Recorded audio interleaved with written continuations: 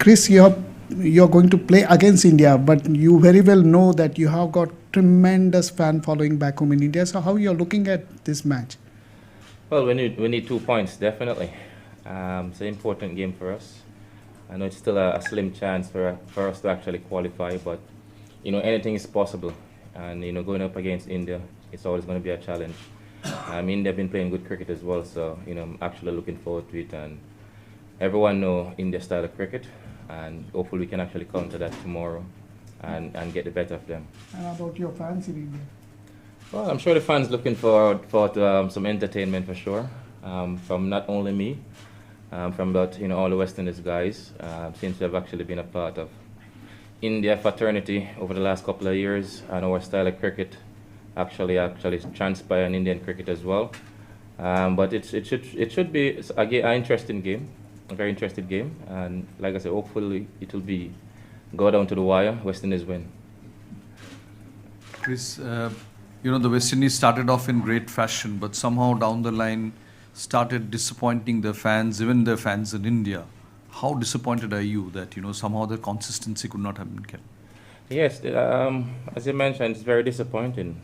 With that start against Pakistan, everybody, with the colours up, and the fans say West Indies is actually, a threat in the World Cup. Even we still have a self-belief, but at the time when we get that first win, we actually lose momentum.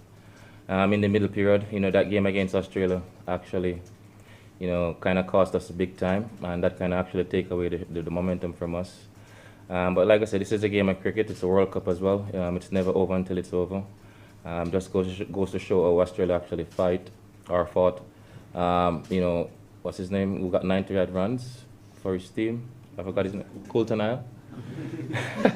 So he actually came and take the game away from us when we were actually cruising at that particular time. So it's just one of those things, and I said hopefully these youngsters can use these things as a learning experience, and whenever these times occur again, we don't make those same mistakes. Chris, here, wanted to know that another 3 matches. Your career for West Indies will end. Like, if you look at your international career, the time that your best times was not the best time of West Indies cricket, but you did your best. So, as you look back at your career, like how satisfied or sad you are, and where do you see yourself among the pantheon of West Indies greats? Where do you see yourself? I'm definitely up there. I'm definitely up there with the greats, without a doubt. Like I said, enjoy each and every moment of West Indies, playing for West Indies. Like I said, it's still not the end. Still have a few games to go, and maybe another series to go as well. So who knows? We'll see what happens. But like I said, it's been, it's been a lot of ups and downs. I got to say, and I really enjoy each and every moment. But we share some quality moments with some quality players as well. Started my career with the likes of Courtney Walsh, Curtly Ambrose. You watch those guys on TV, then you realize they're in a dressing room, with this bunch of guys, and Brian Lara, the first captain as well, Carl Hooper, so it's some quality moments when you look back on it. I would have to analyze it and give you a full details and a better exclusive interview on that particular moment, and then we can take it further. But like I said, I couldn't ask a better, career, representing West Indies. Chris, what has your advice been to the younger batsmen who are the ones who seem to have struggled at the World Cup, whether it is Darren Bravo, not got as many runs, or the opener, been as consistent as the team would have wanted? What are your impressions and your sort of interactions with them been like?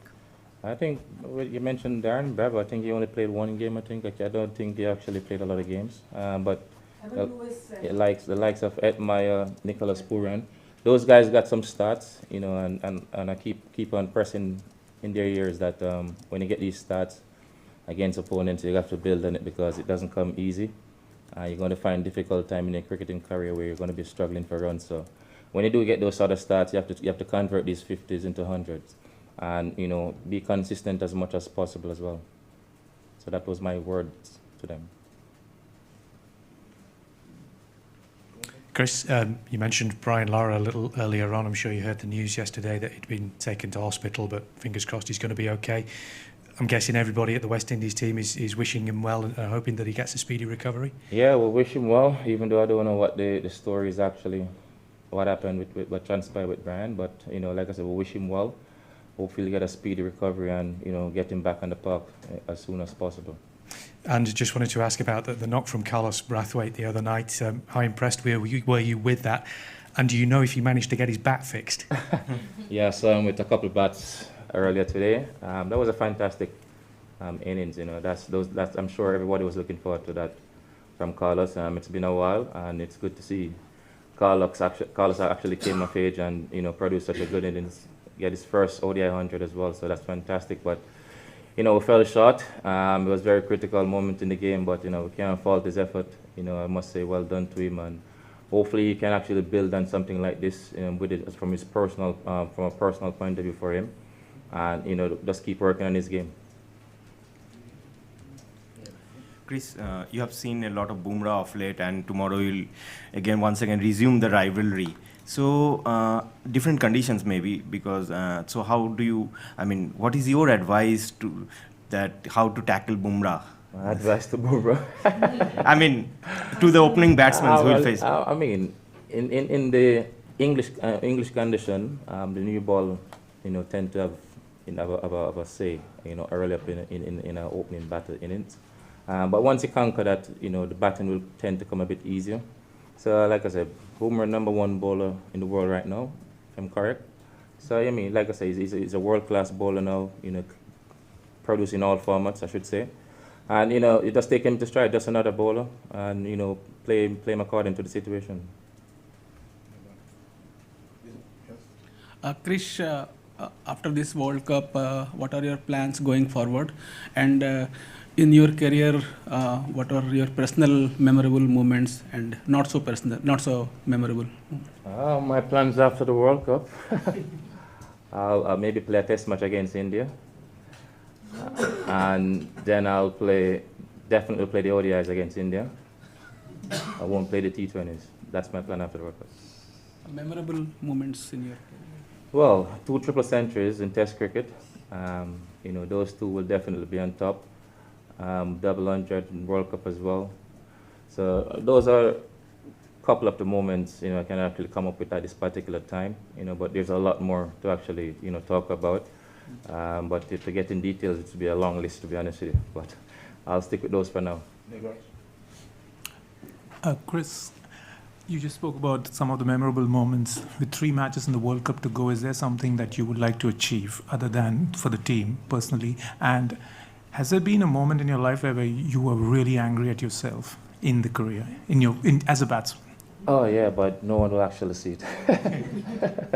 In these 3 games, I love to get 100 as well. But if it doesn't happen, I can't actually, complain or be too hard on myself. I've actually achieved a lot, but what I really wanted was actually to be in that playoff. What I really wanted was to be in that final 4, and then anything could have actually happened, and then to be able to get my hands on the World Cup. So we'll see what happens. What makes you angry? I don't know, really. I'm not a hungry person, really, unless you trouble me. Final question? Alexis, then the final one over there. Cramps, of course, in the past year, I feel like people have become, more excited about the way West Indies cricket has been going. They've shown some really good times. Anybody in this current squad or makeup of the West Indies, because Jason's spoken about how you're kind of like a good co-captain there, to have anyone that has impressed you or you're expecting any big things from that could possibly be a mini universe boss? A mini universe boss, that's a serious name, eh? Exactly. Like I said, there's definitely the future bright for West Indies cricket, without a doubt. The likes of Nicholas Pooran, Edmire, his name has been called in all formats of the game so far. But just for these guys to actually believe and build on these things, and the quicker they can learn as a youngster, trust me, it will be much, much better for them within their career going forward. But Pooran, his work ethic, I must commend Pooran work ethic. It's fantastic for a youngster to actually just come into the team, and he's going to be a world beater. I I don't know if this is good, but Nicholas Pooran is going to be a savage youngster. Trust me on that one. And like I said, Bravo has been around for some time, but Shea Hope as well. They definitely have a big part to play in West Indies cricket. He's a guy who will actually maybe be a future captain as well. So he's got to start to think down that line as well. So it's something everyone just have to rally around each other, to be honest with you. Final one, Chris, you've obviously played a lot against MS Dhoni and this Indian team. Were you a bit surprised by the way Dhoni went into a shell against Afghanistan in the last match? Honestly, I didn't watch the game, seriously. I didn't watch the game, so I can't comment on the legend.